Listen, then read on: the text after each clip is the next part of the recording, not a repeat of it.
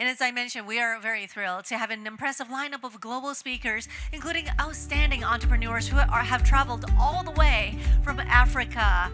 Now, these remarkable people are recognized as Africa's business heroes, ABH. ABH is Jack Ma's foundation flagship program in Africa. Everyone, please be seated. Aimed at fostering entrepreneurship across the continent. We are honored to have these brilliant minds among us who will share insightful stories and experience in our next discussion topic, technological innovation for a brighter African future. Everyone, let's put our hands together for all of our speakers, our panelists, and of course, our moderator. We have Mr. Elia Timotheo, co-founder and CEO of East Africa Foods. Thank you so much for being with us today. Mr. Moulaye, founder and CEO of ANKA. Thank you. And we have Mr. Tesh Mbaabu, co-founder and CEO of MarketForce. And last but not least, we have Ms. Deborah Ojengbede, co-founder and CEO of AFEN of Blockchain Group, to the stage to assist and moderate this discussion. I will hand it over to all of you guys. Please make yourselves comfortable. Yeah, thank you very much, and good day, everyone. It's really exciting to be here, having this conversation with our amazing panelists. So we're going to make this very quick. I think we have about 20 minutes to do this. And so we're just going to get right into it, starting by learning about our panelists, just sort of like a brief introduction about yourself, your firm, as well as how your core technology is addressing the problems that you're solving. So we're going to start with you, Tesh. All right, thank you so much for having me. It's exciting to be here. My name is Tesh, co-founder, CEO at MarketForce. We're a B2B e-commerce platform operating across 5 markets in sub-Saharan Africa. Based in Kenya, so that's where I was born and that's where I grew up. Got very interested in technology while in high school. Ended up, studying computer science, and I knew I wanted to build technology innovation to support like the local African market to really prosper, especially through business. So what we do at MarketForce is enable majority of the consumers access the goods, the food they need to eat, and that's through the neighborhood merchants. So 90% of consumer purchasing on the continent happens through mom-and-pop stores, so similar to what you have here, 7-Elevens. And we supply those shops with inventory, and based on them digitizing their transaction patterns, we're able to extend working capital loans because a lot of them are underbanked. They have challenges accepting or getting loans from banks. Yes, and enabling them just to be able to earn extra revenues and grow their businesses. Thank you. Hello, everyone. So my name is Moulaye, hailing from Ivory Coast. I'm the co-founder of CEO of ANKA.Africa. So ANKA is an all-in-one SaaS solution from payment, shipping, and marketplace to allow African businesses to export globally. So we allow any entrepreneurs that have creative products mostly with anything else that they want to sell all over the world. We already processed over $50 million of transaction in 175 countries in the world from entrepreneurs in 46 African countries. So we operate all over Africa. And our place today is also as one of the first African business heroes. So happy to share and happy to be here. Hello, everyone. My name is Elia, founder of East Africa Foods. We are a tech-enabled business, food distributors. We source our produce from farmers and distribute directly to retailers in urban cities of Africa. And we basically provide the technology solutions to farmers where they're able to access capital, inputs, and everything that they need to farm. And we use our distribution network to be able to distribute to small informal retailers in cities. We are based in Dar es Salaam, Tanzania, and happy to share about our journey in technology as well. The biggest problem we are solving is post-harvest losses, where majority of the farmers in sub-Saharan Africa cannot take more than half of their produce to the market. They don't have access to market, and they're not bankable. So by giving them technology solution using data analytics and artificial intelligence, we're able to give them access to such capital. We reduce post-harvest losses and ultimately increase their disposable income, both the farmers and retailers. Thank you. Thank you very much. Really inspiring businesses. So this takes us to the next question. We believe that various sectors are contributing to innovation and growth in Africa's economy.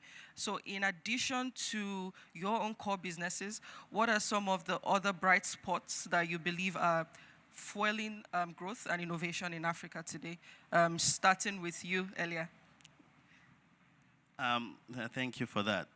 So what are the things that we see that they're fueling the innovation is the growing continent. At the moment, that is, Africa is the youngest continent, and it means that the future for young people to innovate, to come up with solutions on businesses which have been running traditionally. For example, agriculture has always been a traditional kind of business. So transforming that to a modern kind of business which can take food to the market, can export, can deliver food to the urban cities. These are opportunities that exist, and they require technology to scale, to do production, as well as to make sure that there are seamless transactions between the traders. Thank you. Moulaye. From my side, obviously, because I'm in the creative industry, I'll see a lot of opportunities on all the things adjacent to it. So most basically, a lot of opportunities to create anything that allows Africans to earn money. I feel like that is the key thing. We have, unfortunately, too often tried to copy model from the rest of the world, especially from the Occident part of the world, where people spend better. And I feel like a great thing we can learn from Hong Kong, from China, from these regions, and all the things we can make to make people earn more. So anything that can help, for example, creators sell online, creators monetize their audience, it's something that I'm very interested in also, and that we see as something just helping the whole ecosystem grow. The more people that are helping the actual buyers, the actual sellers get product to the consumers or get awareness, the better money, the more money is spent and the more efficient we get to get products to market, the better it is for everyone. Thank you very much for that. Yeah, I think I fully agree with Moulaye on that. We have a very rapidly growing population. So I think one of the interesting stats is that by 2050, a quarter of the world's population will be in Africa. So if you think about opportunities that create employment for these people, a lot of young people, median age is 20, that's something he's mentioned as well. That's where I really think there's opportunity in things like e-commerce. There's a lot of people now selling via social platforms, just trying to create an income. So that's an area I see a lot of growth happening. All right. Thank you for your contributions. I think something that cuts across is financial inclusion. Thank you very much for contributing. So I haven't gone into the innovation landscape. And this now leads us to the next segment around fundraising. Yeah, fundraising. So we believe that the fundraising environment in Africa is evolving. It's ever evolving. And also because we have probably some investors in the audience who are curious about the African economy, the African space. What are some of the opportunities that you believe exist, as well as challenges, right? And how these challenges can be addressed, especially in terms of financial or even fundraising opportunities between Hong Kong, for instance, and the MENA region. Starting with you, Moulaye. Okay.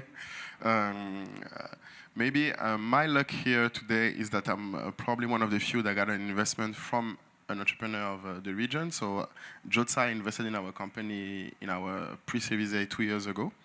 And to a lot of investors, I think that's a strong signal.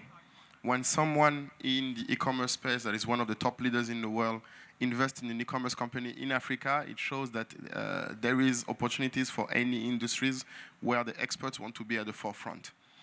Like Tesh said, basically ignoring Africa is a mathematical error. if you are in the future business, that's how I call investors, you cannot be in a future business and look at where a large part of the growth in the world is going to happen. And people that are already experts in the domain already are. So I think it's a strong signal to anyone that if you're not already looking in Africa with actual action, actual skin in the game, you're losing out. Awesome. Thank you. Tesh? Yeah, absolutely right. I think it's interesting to see the bridges that are being built between this part of the world and Africa. I think it's clear that even the corporates are seeing that Africa is a next growth frontier, if not the current one. And I think for me, thinking about just how much digitization needs to happen on the continent, I think Africa is maybe 15, 20 years behind in terms of digitization. 90% of transactions are still happening in cash, so that's a massive opportunity to invest in building those rails for payments, for logistics, for commerce to happen. So massive opportunity. I think Africa is also going to leapfrog a lot of the other markets just because of how fast it's growing and the access to information. So I think it's perfect timing to be involved in investing in Africa. Thank you. Well, so for us, where we started specifically in East African region in Tanzania, we see there's a lot of opportunity in modernizing agriculture and the entire value chain. For example, if you look at Tanzania, it's only 20% of the agricultural productivity has been utilized. We have more than 80% underutilized. And that requires investment, and not only targeting the Tanzanian market, it goes all the way to the regional to export market. It also cuts across logistics, so there's a lot of investment to be done in the entire agriculture value chain, from the production, distribution, logistics, and export. And I think that is a huge opportunity. As the world population is increasing, there's a lot of demand for food, and there's arable land. So I think that's where we see a lot of opportunities and a call for investment in such businesses that are existing in the region. Thank you very much.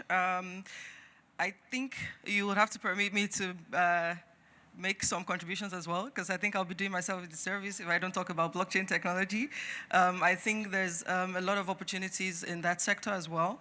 And so I've been opportune to work with a lot of startups, especially in Nigeria, because my company runs a launchpad, and we've been seeing a lot of interest. It's a very early space, but also rapidly evolving. And we've also been seeing a lot of interest around asset tokenization, for instance. And in terms of challenges in that sector, I would say one big challenge is regulation, right? I mean, there are a lot of conversations happening with the government as well. And so in terms of interest outside of Nigeria, for instance, in Hong Kong, we see what platforms like Start Me Up are doing to, accelerate and also onboard startups that are looking to come into the region. And I think one way this can be bridged, or this challenge can be bridged, is to see how we can also work closely with the government to educate them, because I don't think we can regulate what we don't understand, essentially. And so, I mean, these are also areas where we see a lot of opportunities for innovation and for investment, especially in Africa. And so I guess we're at the end of this session, and I must say that this was a very, very interesting conversation and a very insightful one. And I want to say a very big thank you to our panelists and for JUMPSTARTER on this opportunity to be here to share. So yeah, thank you very much for your time, and thank you for listening. Thank you, everyone. Thank you, everyone. And we are raising $40 million for our Series B, so if anyone wants to talk, I'm around. Thank you very much, everybody. And before you take off, please do take this opportunity for a group photo. Wonderful.